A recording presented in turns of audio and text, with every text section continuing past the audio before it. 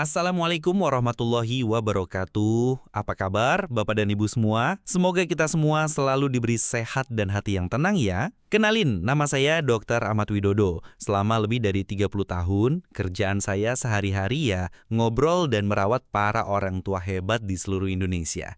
Dalam setiap obrolan, ada satu kalimat yang sering banget saya dengar. Dok, anak saya ngajak tinggal bareng. Katanya biar ada yang ngurusin. Tapi kok hati saya malah nggak tenang ya? Kalimat ini kelihatannya sederhana, tapi di baliknya ada kegalauan yang besar. Di budaya kita kan tinggal bareng anak di hari tua itu dianggap sebagai bukti cinta dan bakti. Tapi pertanyaannya, apakah semua yang niatnya baik itu hasilnya selalu bikin kita bahagia? Atau jangan-jangan keputusan itu justru jadi awal kita kehilangan banyak hal, kebebasan, kendali atas uang sendiri, bahkan hubungan hangat dengan anak yang dulu kita banggakan. Hari ini saya mau ajak Bapak dan Ibu buat mikirin bareng-bareng 5 resiko tersembunyi dari keputusan tinggal bareng anak. Tujuannya bukan buat nakut-nakutin, tapi biar kita semua bisa mengambil keputusan dengan bijak dan tetap punya harga diri. Karena masa tua itu bukan buat jadi beban, tapi buat menikmati hidup sebagai diri kita sendiri dengan damai dan terhormat. Kisah Pak Ridwan. Rumah ramai, hati sepi. Coba kita bayangkan kisah Pak Ridwan, seorang pensiunan guru di Magelang usia 74 tahun. Sejak istrinya meninggal 5 tahun lalu, beliau hidup sendiri. Badannya masih bugar, pikirannya masih jernih.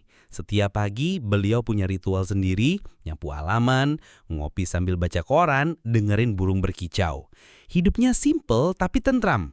Suatu hari anaknya yang di Pontianak telepon. Katanya, "Pak, rumah di sana kegedean buat Bapak sendiri. Pindah ke sini aja, biar ada yang ngurusin. Kamar kosong ada. Cucu-cucu juga kangen.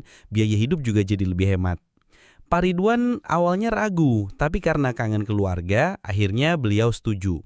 Rumah penuh kenangan itu dijual, uangnya ditabung. Beliau berangkat hanya dengan beberapa koper, berharap bisa menghabiskan sisa hidup dikelilingi orang-orang tersayang. Tapi baru 8 bulan, harapannya mulai pudar. Anaknya sibuk kerja, jarang bisa ngobrol lama, menantunya kelihatan kurang nyaman, cucu-cucunya lebih asik sama gadget. Pak Ridwan mulai merasa seperti tamu yang kelamaan nginap. Uang tabungannya perlahan-lahan terkikis untuk renovasi rumah, belanja bulanan, dan kebutuhan lain yang tak ada habisnya. Saat konsultasi dengan saya, beliau lama terdiam, lalu bilang, "Dok, saya tinggal di rumah yang besar dan ramai, tapi rasanya kosong. Rumah ini bukan punya saya, hati saya juga rasanya nggak ikut pindah." Kisah Pak Ridwan ini bikin kita mikir betapa sering niat baik justru berujung penyesalan. Mari kita bedah satu persatu resikonya. Resiko pertama, kehilangan kendali atas duit sendiri. Ini yang paling sering terjadi. Awalnya kita mikir, asik, biaya hidup bisa ditanggung barang. Tapi kenyataannya sering kali berbeda. Uang pensiun atau tabungan yang kita punya pelan-pelan jadi uang keluarga. Contohnya Ibu Murni, 72 tahun. Beliau diminta tinggal bareng anaknya di Yogyakarta. Aset kecil-kecilannya dijual dan sebagian besar uangnya diserahkan ke anak dengan percaya penuh. Awalnya semua lancar, beliau dapat kamar sendiri dan uang saku mingguan. Tapi lama-kelamaan beliau sadar gak pernah tahu sisa tabungannya berapa. Setiap kali nanya, jawabannya, "Oh, kemarin dipakai buat renovasi," atau "Nanti aku catat ya Bu." Mau nanya terus jadi sungkan, takut dianggap gak percaya sama anak sendiri. Padahal dalam hati, beliau merasa nggak punya kuasa atas uang hasil jerih payahnya sendiri. Tips dari saya, pisahkan rekening. Tabungan pribadi tetap di rekening atas nama Bapak Ibu sendiri, jangan digabung. Bikin kesepakatan. Sebelum pindah, obrolin baik-baik soal kontribusi keuangan. Misalnya, Bapak Ibu mau bantu bayar listrik atau belanja dapur. Tentukan jumlahnya. Bikin kesepakatan tertulis kalau perlu. Ini bukan soal nggak percaya, tapi soal kejelasan. Resiko kedua, hilangnya kebebasan-kebebasan kecil yang dulu kita nikmati. Kayak kapan mau minum teh, kapan mau terima tamu, atau sekedar nonton acara TV favorit. Ada pasien saya, Pak Mahmud 75 tahun, dulu di kampungnya beliau aktif di pengajian. Setelah jatuh ringan, anaknya membawanya ke Bogor. Niatnya baik, biar terbantau, tapi di sana hidupnya jadi serba diatur. Mau terima teman pengajian, nggak boleh karena cucu lagi belajar. Mau masak makanan kesukaan, dibilang dapurnya sempit. Bahkan mau jalan ke warung depan komplek buat beli gorengan harus nunggu anaknya pulang kerja buat nemenin.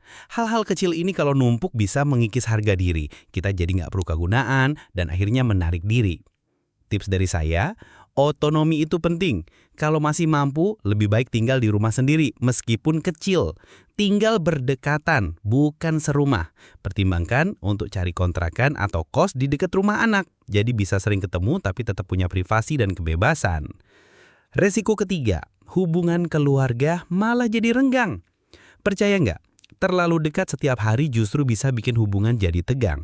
Perbedaan kebiasaan sepele, jam tidur, selera makan, cara menata barang bisa jadi sumber gesekan yang pelan-pelan meretakkan kehangatan. Ibu Salamah, 70 tahun, dulu sangat dekat dengan putrinya, Dwi. Tiap hari WA-an, malam teleponan, tapi setelah tinggal bareng, semuanya berubah. Dwi jadi gampang capek dan sering diam. Ibu Salamah jadi sungkan mau minta tolong. Obrolan hangat mereka berubah jadi basa-basi. Beliau merasa jadi beban dan rindu dengan hubungan mereka yang dulu. Tips dari saya, jaga jarak sehat. Kunjungan rutin yang penuh kerinduan seringkali lebih baik daripada kebersamaan setiap hari yang penuh ketegangan. Buat aturan main. Jika memang harus tinggal serumah, bicarakan batasan dari awal. Siapa bertanggung jawab apa, bagaimana pembagian ruang, dan kapan waktu untuk sendiri-sendiri. Resiko keempat, kesehatan fisik dan mental menurun drastis.